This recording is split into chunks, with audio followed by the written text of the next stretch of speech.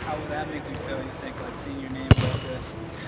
I think that would be pretty cool, and like I can change the culture of women's basketball here in Fitchburg State, because I don't remember when the last person like got it. It was like a few years ago. So I think like having girls know that they're able to achieve that goal like still is important.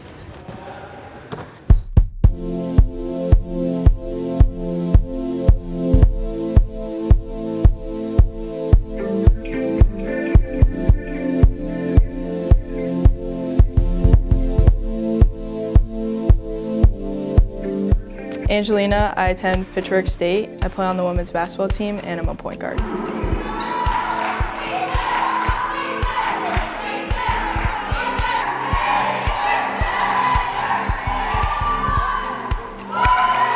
Angelina is definitely now my lifelong friend because of basketball. She's probably the hardest worker I've ever met in my life. Someone who I can definitely always count to have my back on and off the court.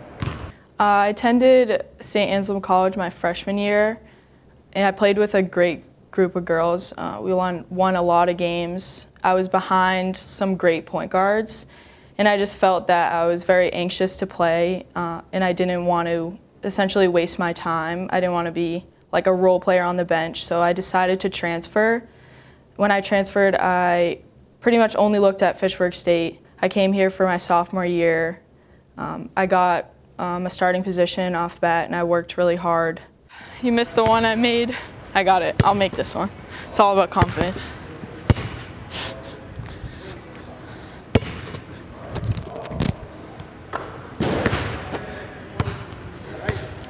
Yes. I really wanted to go to Trinity College, but unfortunately my ACT scores did not meet the requirement, and those types of schools, if you don't get the score, then unfortunately you can't go there. But then I looked at St. A's, and to be able to play there, and I didn't even think about it, because as I mentioned before, I only wanted to play Division II, and that's all the thought I had in my head. I didn't really think of a lot of other things that I should have been thinking of. I just had a straight thought of I'm playing Division II basketball.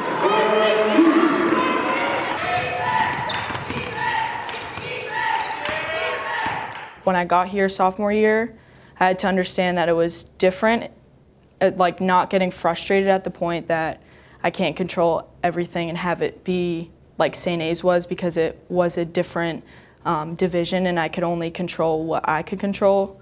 Would you consider yourself a gym rat? For sure. I am fortunate enough that I'm able to have a trainer every summer when I go home. TJ Thompson, he coaches at Rutgers. We work out Monday through Friday, once or twice a day, and we go hard for an hour and a half. And I'm very fortunate enough to be surrounded by a bunch of other gym rats and be able to have a trainer like that to be able to push me as hard as I can on and off the floor. And it's just great that I had a mentor like that every day out of the summer. And I did miss all those beach days, and I love going to the beach with my friends, but I would love to be in the gym playing 2-on-2 and getting shots up, because I know how hard it takes to be able to perform at a college level, whether you're D1 or D3. So I definitely consider myself a gym rat. I would be in the gym all day if my body would let me. But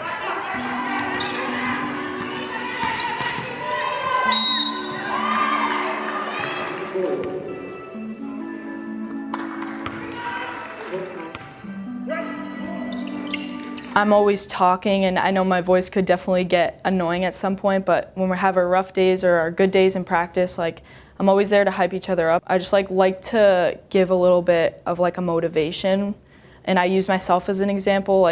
Every time I go out and play there, I play for my reason why, and the reason why is for my dad.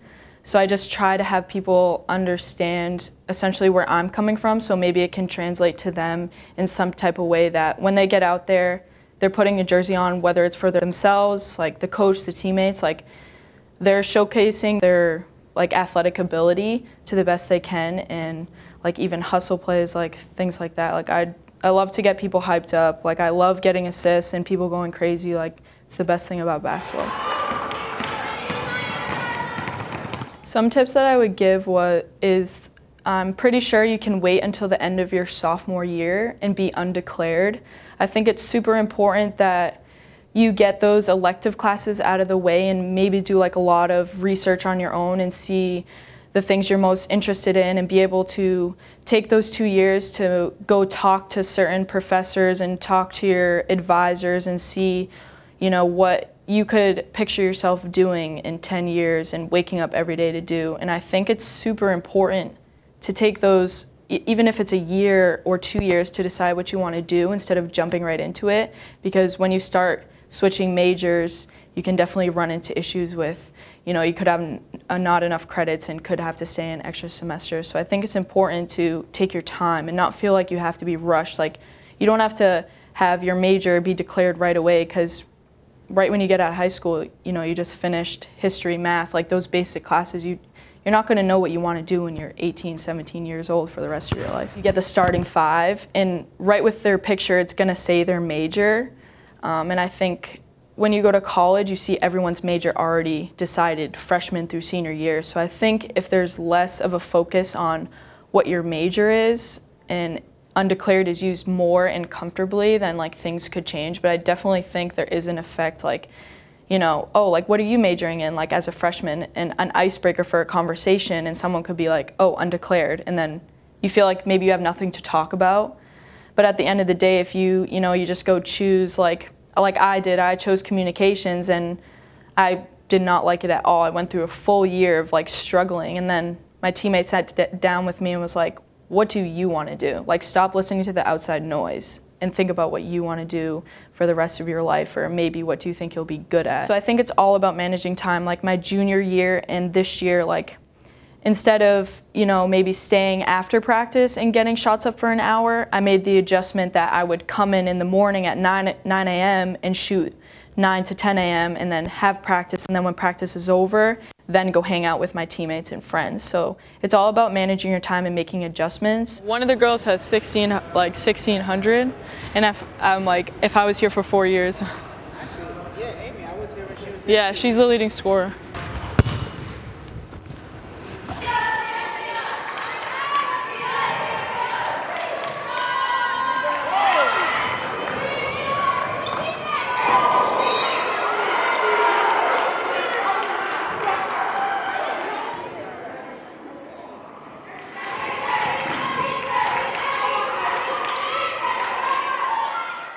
Without sports, like, I don't know what I would do, and without the best friends like I've made through that. Angelina Marazzi, and welcome to Fitchburg State University.